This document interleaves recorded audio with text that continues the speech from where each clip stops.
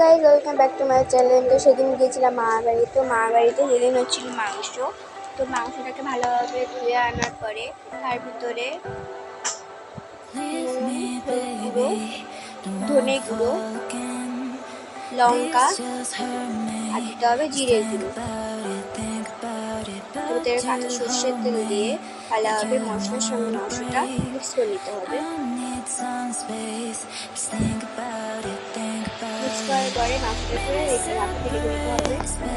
তারপরে একটা কড়াইতে সর্ষের তেল দিয়ে তার ভিতরে পেঁয়াজটাকে দিয়ে ভালোভাবে ভেজে দিতে হবে। পেঁয়াজটা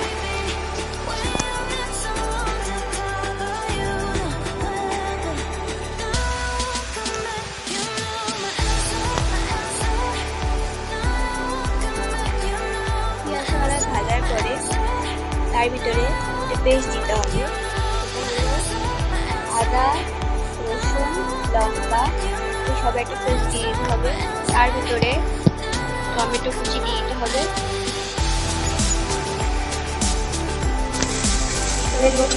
তার ভিতরে নুন আর হলুদ গুঁড়ো দিয়ে ভালোভাবে মিশিয়ে দিতে হবে।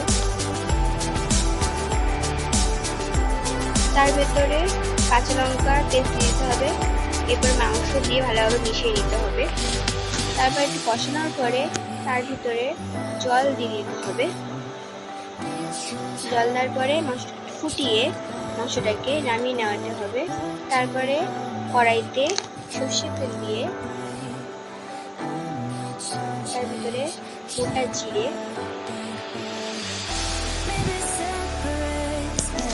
একটা গোটা তেজপাতা অর্ধেক করে দিতে হবে। আর দিতে হবে লঙ্কা। ভালো তেলটা গরম হয়ে যাওয়ার পরে সেই তেলটা মাংসের ভিতরে দিতে হবে।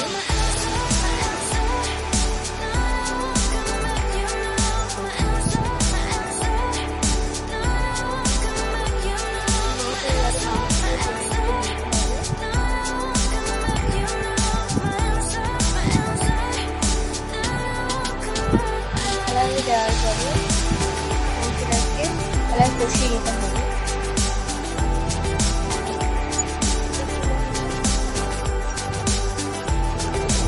তারপর দিতে হবে ভাজা আলু।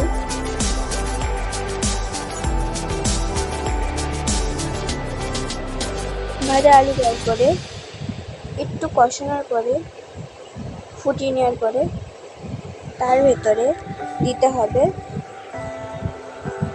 গরম মশলা গুঁড়ো, গরম মশলা গুঁড়ো দিয়ে পরে নামিয়ে নেওয়ার করলা আর আলু ভাজা, স্যালাড